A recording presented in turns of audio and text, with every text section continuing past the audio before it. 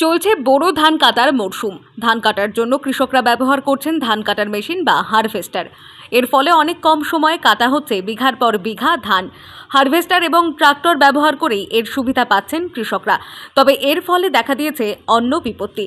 মুর্শিদাবাদ জেলার নবগ্রাম ব্লকের গুঁড়ো মোড় থেকে 5 গ্রাম যাওয়ার রাস্তা ও গুঁড়ো মোড় থেকে আয়রা মোড় যাওয়ার রাস্তায় ধান কাটার মেশিন এবং ট্রাক্টর চাকায় উঠে আসছে কাদা ও মাটি।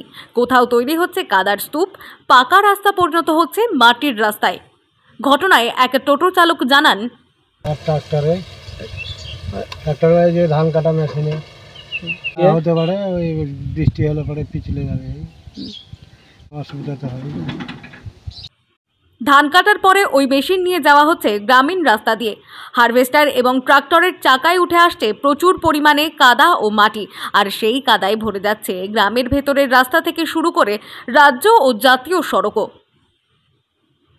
সেটা মাটি যেভাবে পড়ে আছে, গাড়ি ঘোড়া চলছে, অ্যাক্সিডেন্ট হলে তো যখন তখন দুর্ঘটনা হয়ে যেতে পারে। হ্যাঁ, কিন্তু আমার পক্ষে বলে বিপক্ষ এগুলো না করাই ভালো।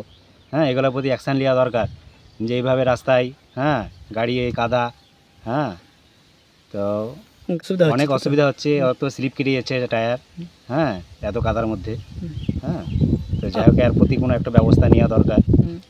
মুর্শিদাবাদ থেকে রাজ শেখের রিপোর্ট, টাইমলেস ডেপিকশন নিউজ।